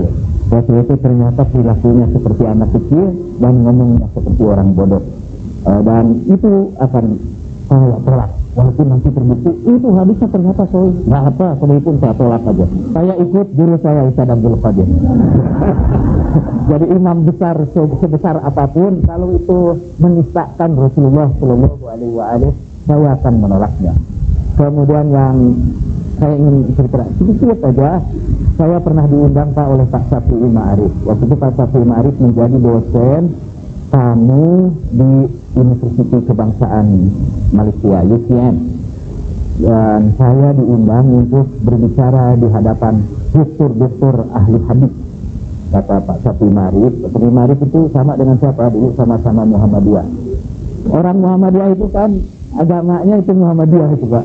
Jadi dia senang betul mengundang saya ke situ. Lalu dia bilang, Kang Jalal, ini dokter-dokter ahli hadis di sini ini memerlukan suntikan supaya mereka bisa berpikir lebih terbuka. Jadi kritik mereka saja habis-habisan. Dan Anda kan tidak punya kualifikasi dalam ilmu hadis. Jadi kalau Anda mengkritik hadis, mereka bisa membahasnya habis-habisan juga. Tidak ada rasa segan karena Anda bukan seorang dokter dalam ilmu hadis. Jadi mereka akan membalasnya dengan lebih hebat lagi. Lalu saya seranglah Bukhari, Pak, Muslim, habis-habisan saya serang itu. Setelah itu ada tanya jawab, nggak ada yang bicara.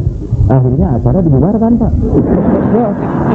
Setelah itu Pak Safi'i Ma'arif berkata kepada saya setelah itu, Pak Safi'i Ma'arif bilang, ya ini susah ini orang Melayu ini, kata Pak Safi'i Ma'arif, nggak bisa kita dorong. Tapi saya dengar setelah itu saya pulang ke tanah air, mereka memang membicarakannya sangat ramai, tapi di luar kehadiran saya.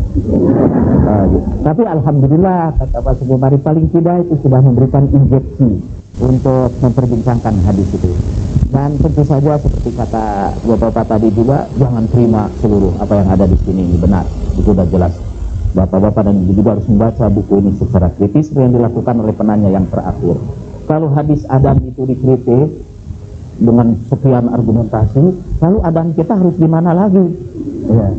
Memang ada satu riwayat lain Pak tentang azan yang sahih. Dalam riwayat yang lain, azan itu diajarkan langsung diwahyukan Allah kepada Rasulullah melalui malaikat Jibril. Ada riwayat-riwayat yang sahih, dan karena di sini hanya mengkritik riwayat yang tidak sahih, saya tidak cantumkan hadis-hadis tentang adzan seperti itu. Insya Allah Pak, kalau saya mengkritik hadis itu tidak berarti, dan itu juga yang harus saya kira ibu-ibu dan bapak-bapak ketahui, kalau saya mengkritik Sahih Muslim itu bukan berarti saya mengkritik seluruh Sahih Muslim. Kalau saya mengkritik Sahih Bukhari itu bukan berarti saya meninggalkan seluruh Sahih Bukhari. Ini hanya kritik terhadap sebagian, namanya juga kritik. Dan kalau orang mengkritik itu sekali lagi sama sekali bukan berarti menghilangkan hadis-hadis itu sama sekali, sehingga kita jadi kehilangan pegangan sama sekali. Di Bandung itu ada kawan saya yang sangat kritis terhadap salib. Sampai ketika dia berkunjung ke SMU Pulus Mutahari, dia minta seluruh kusen-kusen di Mutahari itu dirobohkan karena kusen-kusen itu membentuk salib seperti di sini tuh. Dan ada yang membentuk salib itu. Saya bilang sama beliau, Pak, kalau usul Bapak ini harus saya terima, maka seluruh tanda plus di dalam pelajaran matematika itu harus dihapus karena itu semua tanda-tanda salib. Lalu bukan itu saja, saya bilang seluruh keramik yang saya ini, itu Ibu lihat keramik situ itu. Keramik itu juga pada akhirnya membentuk salib-salib juga. Jadi sebetulnya apakah itu salib atau tidak, itu in the eyes of the beholder. Itu terletak pada mata yang memandangnya. Saya melihat Jakarta T di situ itu T itu dan bukan salib. Saya melihat pada kritis di situ itu T dan bukan salib. Pada akhirnya kita pulangkan saja itu kepada pemandangnya sendiri. Saya tadi kebagian pertanyaan soal ekstremisme dan kenapa tidak meninggalkan politik saja. Nah, soal ekstremisme ini memang ekstremisme pertama di dalam sejarah Islam itu terjadi setelah kelompok Khawarij yang keluar dari barisan Imam Ali menganggap bahwa hanya bisa diselesaikan masalah atau kemelut umat Islam ini dengan kekerasan dengan membunuh keduanya, yaitu Imam Ali dan Muawiyah. Muawiyah lolos, tapi Imam Ali tidak lolos dari pembunuhan.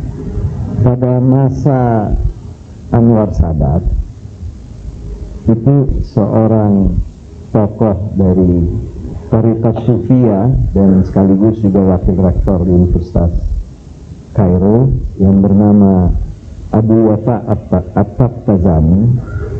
Dia Raisatul Sufiyah, pimpinan tarekat-tarekat tasawuf di Mesir. Dia mengatakan bahwa kelompok takfir wal hijrah, kelompok ekstrim di Mesir ini adalah penjelmaan dari Khawarij lama dan menamakan kelompok itu sebagai Neo-Khawarij.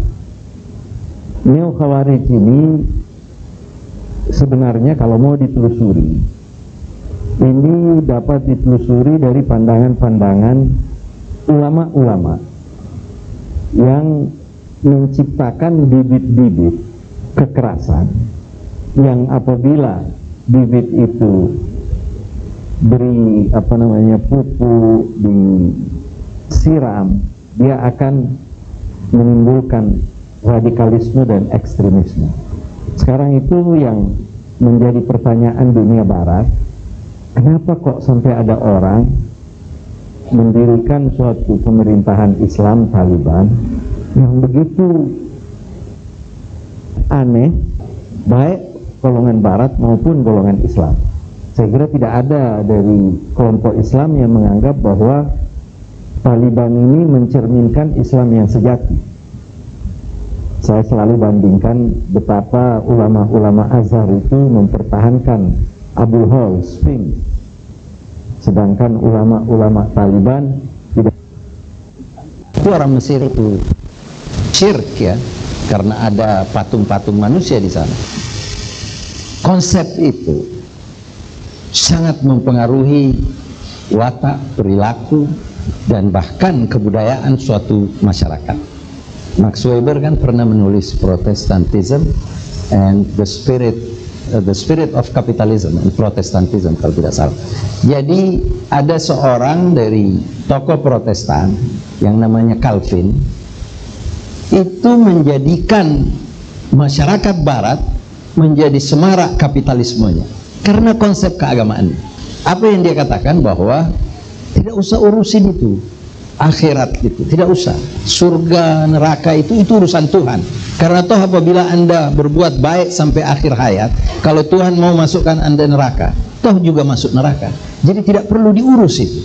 Yang harus diurus adalah beri pertanda kesuksesan dalam tiap profesi Anda, dan apabila Anda sukses dalam profesi Anda, maka itu adalah pertanda bahwa Anda akan masuk surga.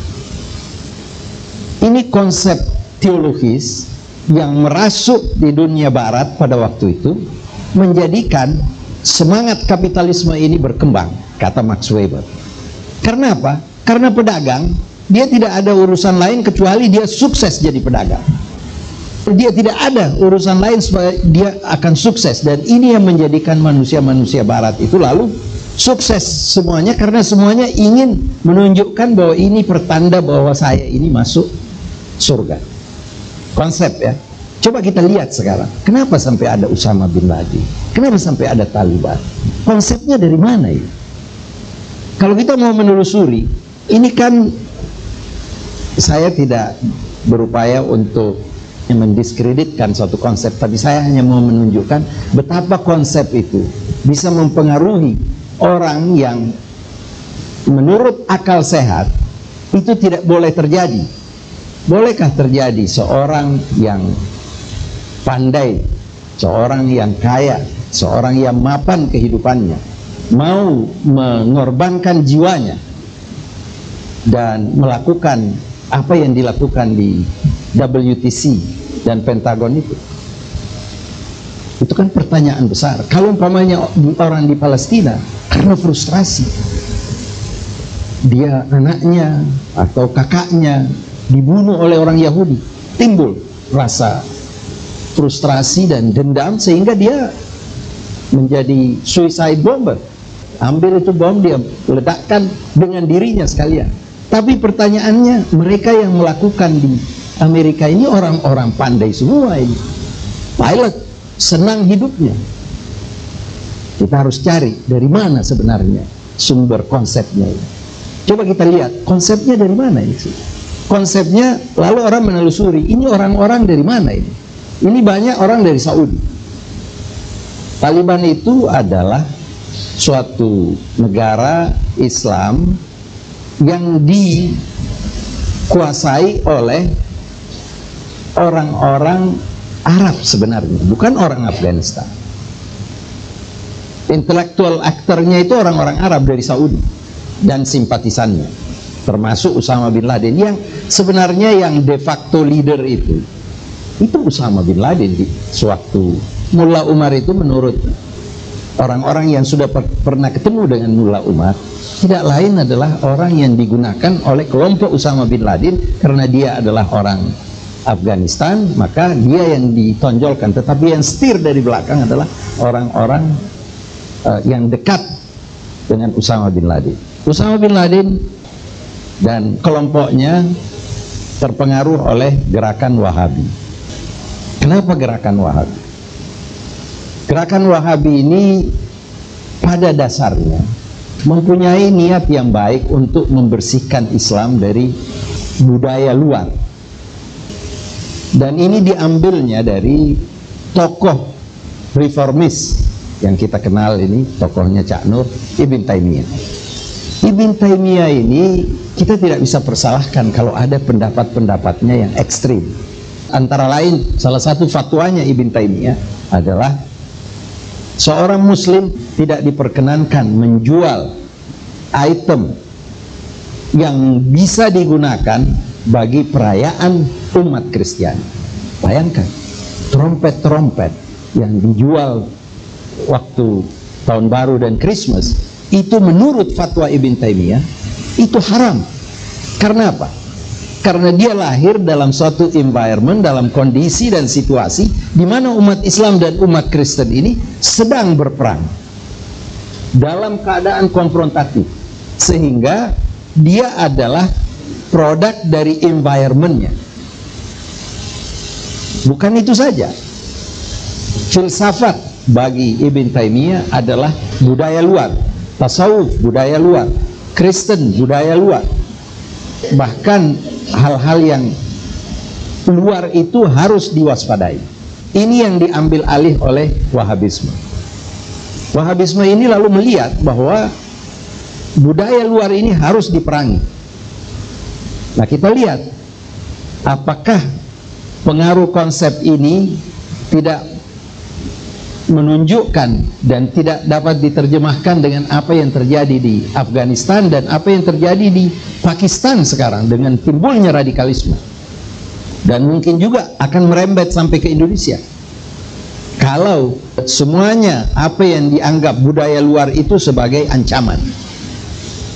Nah, ini apa yang terjadi sekarang ini, radikalisme ini dan ekstremisme, bukan satu-satunya disebabkan oleh konsep ini, tetapi juga ada hal yang disebabkan oleh faktor luar, yaitu faktor di mana Amerika dan sekutunya ini telah memperlakukan umat Islam tidak wajar, khususnya di Palestina.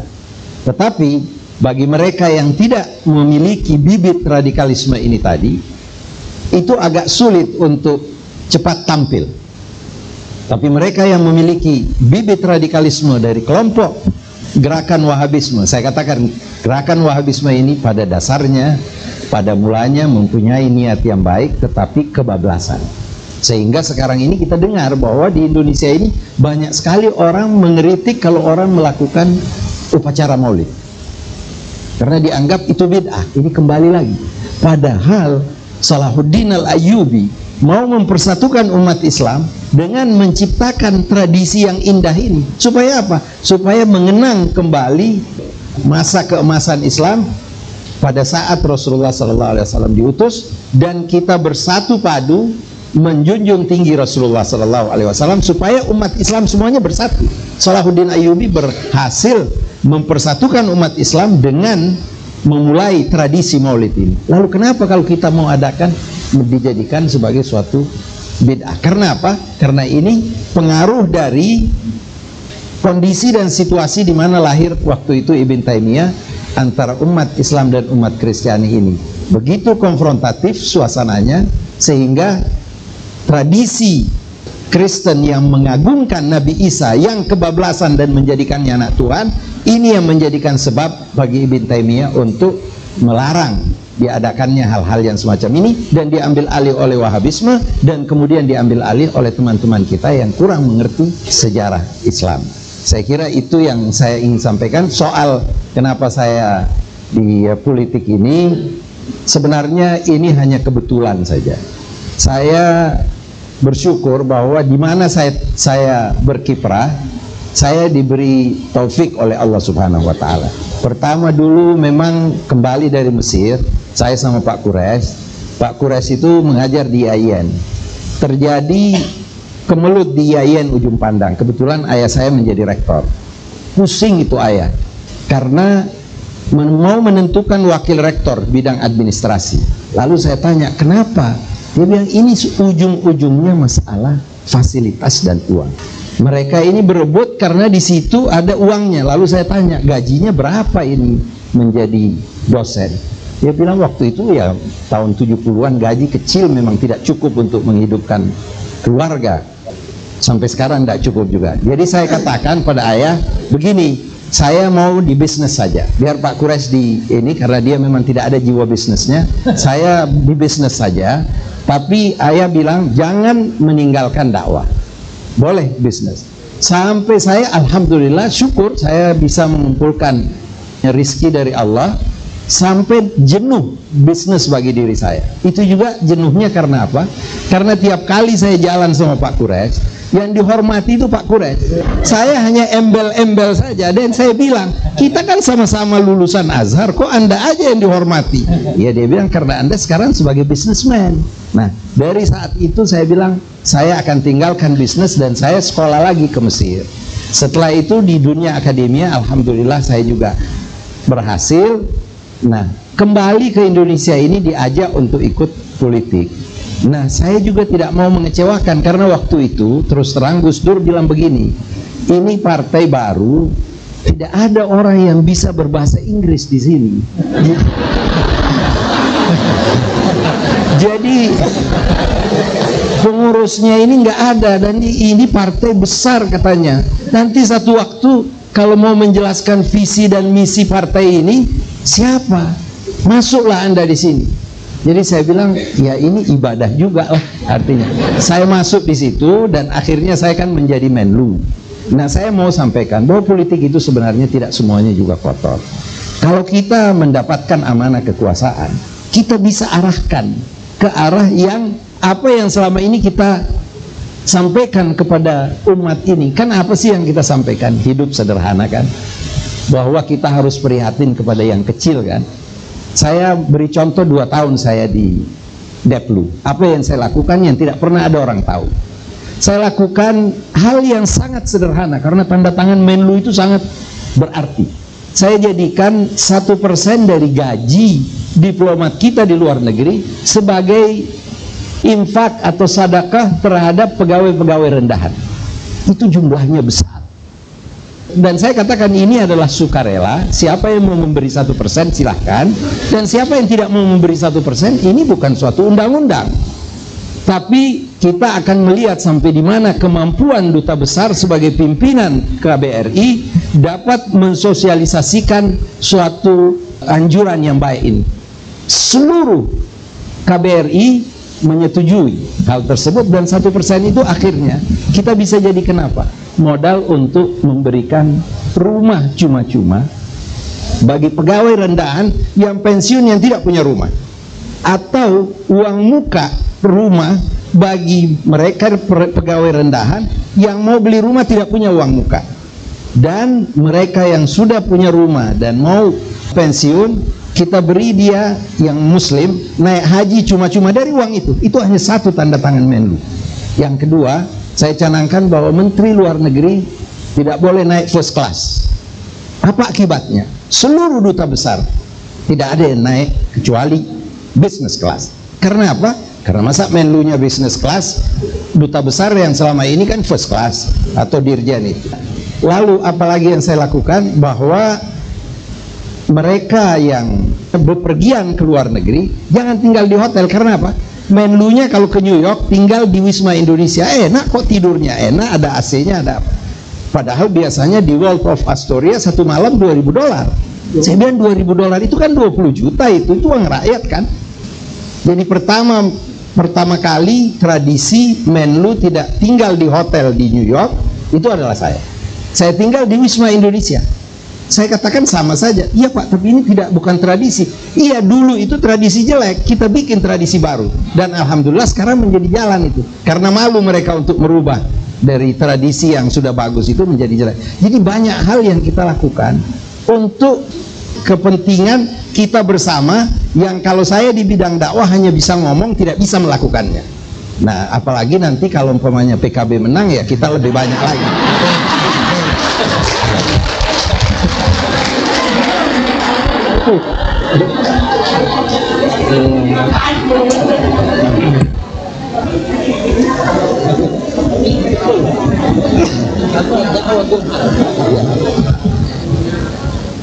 Ibu dan bapak-bapak sekalian, marilah kita berdoa, mudah-mudahan para ustadz-ustadz nanti jadi menteri semuanya, terutama Kang Jalal nanti. Untuk pertanyaan yang ditujukan kepada saya tadi, saya kira memang kita harus berhusnudzan kepada sesama mukminin, apalagi kepada ulama-ulama kita yang sudah menunjukkan kepada kita pengabdiannya kepada Islam. Termasuk dalam hal itu adalah Imam Bukhari. Salah satu bentuk ketergesa-gesaan yang dilarang itu ialah lantas kita memvonis atas tajiluna bisayyiati qabla al-hasanat. Dikritik oleh Allah, apakah kamu tergesa-gesa untuk menilai buruk sebelum mendahulukan penilaian yang positif. Nah, itulah yang ditegur oleh Allah Subhanahu wa taala. Jadi pertanyaannya tadi, kenapa riwayat yang dikritik oleh Kang Jalal itu pernah ditanyakan kepada saya. Saya mentafsirkannya secara positif karena saya lebih banyak bersifat sebagai seorang ustadz, seorang waiz, ya, ketimbang seorang ilmuwan. Jadi saya melihat bahwa dalam riwayat itu ada kebesaran Nabi Muhammad SAW. Jadi dan ada kebesaran Siti Khadijah. Saya sangat mencintai kedua manusia mulia tersebut. Di mana Siti Khadijah itu ada riwayat yang menyatakan bahwa beliau itu sendiri termasuk orang yang mempelajari tentang agama. Beliau juga sudah mengerti ada rasul yang bakal diutus. Kebetulan beliau itu juga kan misanannya atau keponakannya Warakah ibn Nawfal. Jadi begitu dia mendengar informasi dari Nabi Muhammad SAW, dia lebih dahulu mengukuhkan Anda adalah Rasul. Jadi ada kekhawatirannya bahwa yang datang kepada Anda itu adalah hal-hal yang rohani, yang suci, yang ilahi, yang malaiki, bukan syaitan. Jadi penekanan dari Siti Khadijah. Kita tidak pernah membaca riwayat yang mungkin Dr. Alwi atau Dr. Jalal yang pernah membaca. Saya sampai sekarang itu tidak pernah membaca ada himbauan dari Nabi itu kepada Khadijah untuk beriman kepada kerasulannya. Tidak ada. Kepada Sayyidina Ali bin Abi Thalib ada, kepada Abu Bakar Siddiq ada, tapi kepada Khadijah ini Masya Allah, sejauh pengetahuan saya tidak pernah Rasul mengatakan aku ini Rasul, berimanlah kepada aku. Tidak, engkau Rasul yang dijanjikan, engkau begini, engkau begini. Maka saya kaitkan kepada itu karena memang disitulah kebesaran Siti Khadijah. Dan Rasulullah mengatakan, wahai wanita alam semesta, berkiblatlah kamu kepada 4 wanita, salah satunya adalah Siti Khadijah. Jadi saya kaitkan begitu. Jadi Rasulullah SAW itu diajak, mari kita ke sana, dia ikut saja. Itu bukan untuk minta pengukuhan, tidak. Tetapi dia tahu Khadijah sendiri itu ingin bahwa Warakah bin Nawfal memberikan kesaksian Dan Allah Subhanahu wa taala dalam Al-Qur'an berkata kepada Nabi, kalau engkau ragu, tanya Ahlul Kitab. Itu Allah. Bukan karena Nabi kita ragu loh. Nabi memberi komentar apa? La as'al. Karena aku tidak ragu ya Allah. Jadi Allah sendiri ngomong begitu. Di Siti Khadijah itu ketika berbuat demikian itu karena cinta kepada Rasulullah sallallahu alaihi wasallam. Saya kalau sudah begitu pokoknya saya tahu ada selah yang bisa dimanfaatkan.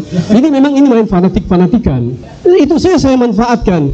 Dan saya tidak terlalu ilmiah. Dulu agak sedikit. Tapi ketika yang diajak oleh Bu Yanti dan Kang Jalal untuk mengajar bisa hati dan tazkiyah, jadi seorang sufi saya. Kalau orang sufi itu kurang ilmiahan. Jadi kalau yang bertanggung jawab di sini Bu Yanti dan Kang Jalal. Saya dulu sedikit agak ilmiahan.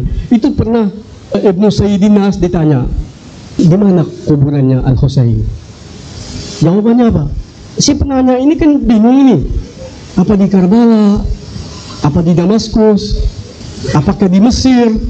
Dia tahu nih penanya ini mau memberikan jawaban yang ilmiah. Tapi karena dia seorang sufi, namanya saya Ibnu Sayyidin Nas, dia mengatakan apa? Al-Husain madfun fi kulli qalbi muhibbin. Husain itu dikebumikan di dalam lubuk hati setiap yang tercinta. Jadi kalau belum dikatakan ini kuburan Husain, terus nangis dia.